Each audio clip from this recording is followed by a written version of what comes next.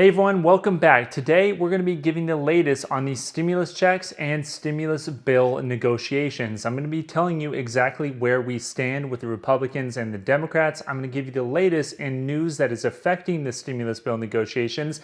I'm going to tell you about the surge in virus cases and how that affects things, and also the secret plan the United States government has to combat those virus surges. And it all boils down to mall Santas. I'm serious, that really is a plan that was released by the federal government. I'll explain it a little bit later. But for now, my name is Kevin Conway. I make stimulus bill negotiation videos and I make other personal finance videos all the time. So be sure to subscribe to the channel, give a like to this video, and now let's get right into it. So here's the very latest. The good news is that the $1,200 stimulus checks, the stimulus checks that we all got a few months ago, that is going to be included in this second stimulus bill. And that's all great, and it is going to fall on the same rough criteria as before.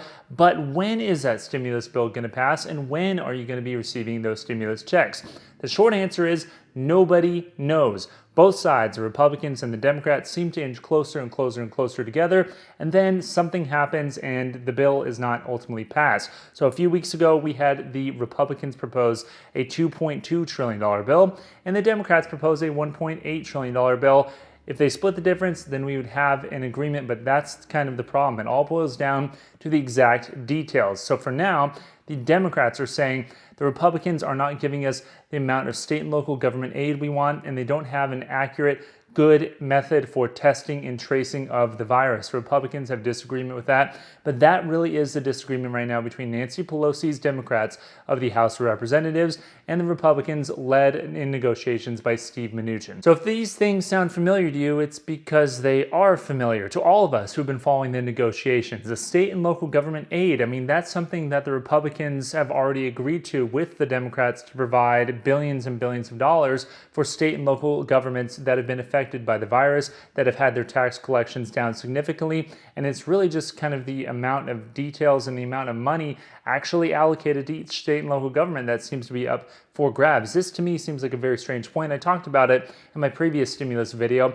especially because there are so many tight Senate races right now in purple states, red states, and blue states that could actually benefit on both sides from getting a deal passed. This doesn't really seem like a good point of disagreement. It's pretty frustrating, and I'm sure you guys are frustrated as well. Leave a comment below with what you think of the stimulus negotiations right now. Earlier this morning, we also had Nancy Pelosi go on CNN's State of the Union and actually state her positions more thoroughly and exactly what she disagrees with on the Republican side of the aisle. She said the testing and tracing, they don't have a good method for doing so, and that is one of the things that she disagrees with. But again, my personal opinion, this seems like small stuff. Pass the bill, work out those small details on specific things a little bit later. Right now, people are depending on those additional unemployment insurance boost benefits, the extra $1,200, and all of the other things to hold it up over small details on something that both parties already agreed to.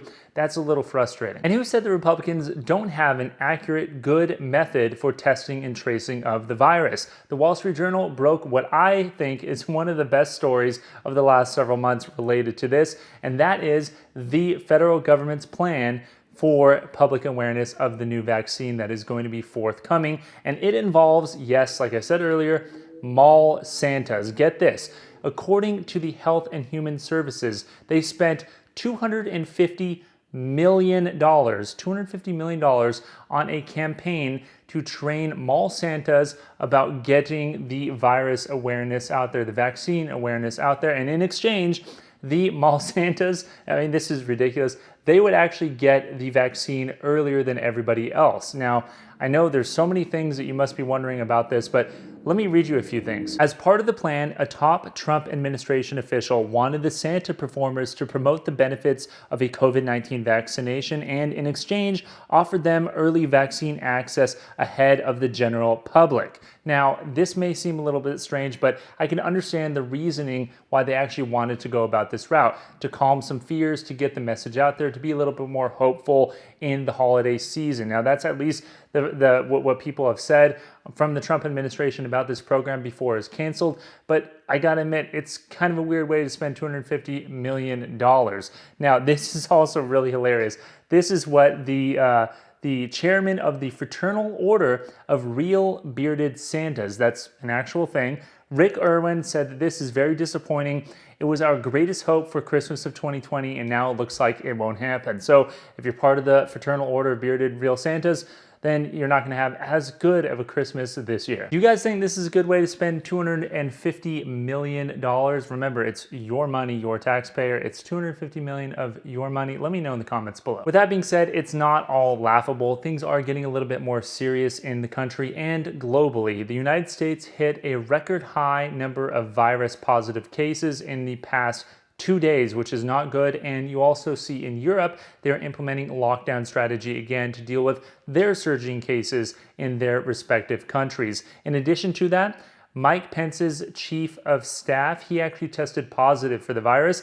Several of his aides did as well, but Mike Pence actually will not be quarantining because he is so close to the election. He'd rather get out there and campaign and take the risk nonetheless. So you could see all of these things are happening right now. The virus is by no means dead or crushed, and the second round of stimulus bill negotiations need to go on because it doesn't look like we're going to have an end to this anytime soon.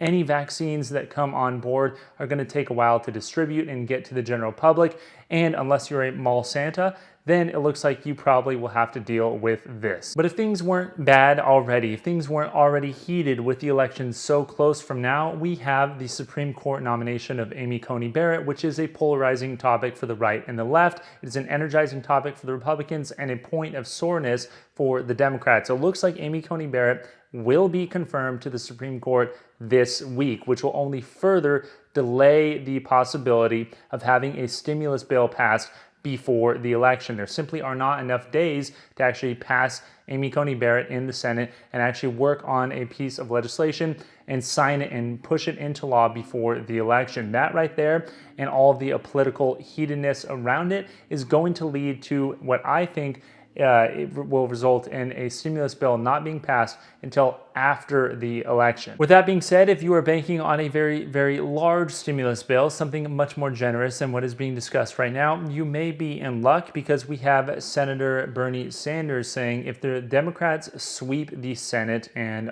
maintain the House and take the presidency, he expects there to be a much larger, massive stimulus bill passed in the control of the Democrats, but that won't be until around January or so, and who really knows if that's going to happen, but that's at least being discussed right now.